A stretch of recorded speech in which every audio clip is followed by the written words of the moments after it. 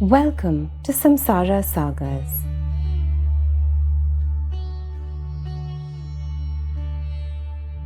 Where timeless stories from ancient Indian wisdom come alive, one tale at a time.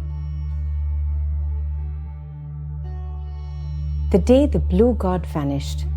This profound narrative is drawn from the tradition of the Kshetra Puranas, those sacred texts that chronicle not just the gods but the divine heart of the land itself.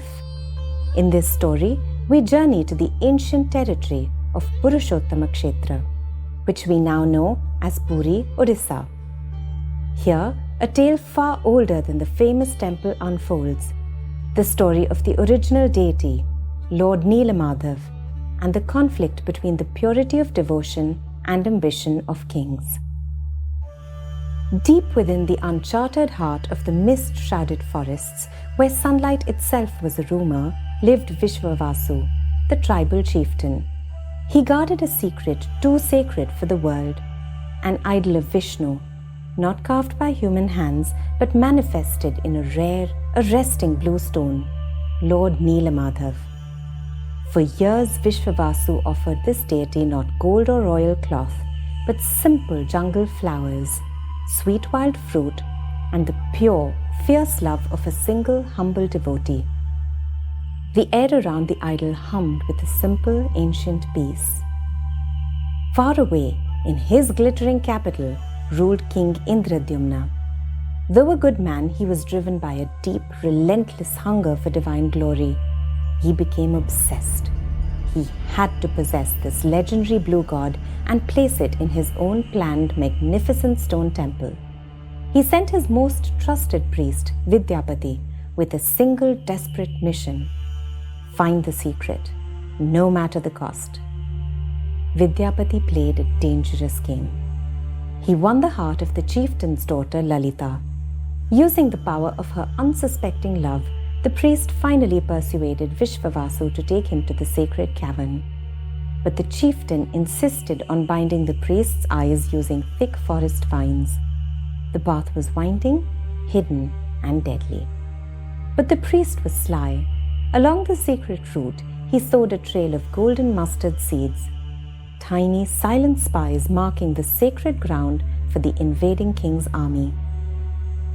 Weeks later, guided by those traitorous sprouts, King Indradyumna broke the silence of the ancient woods. The air was thick with the dust of 10,000 soldiers, all ready to claim the divine prize. The king, his heart pounding with triumphant desire, stepped into the cavern. But a chilling silence fell. The blue stone was gone. The Lord of the universe, having accepted the pure, fierce love of the Bhil, refused to be owned by the ambition of a king.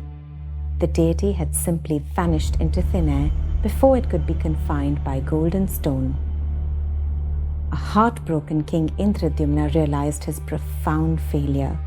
He was eventually guided by a celestial voice, instructing him to build a wooden image instead.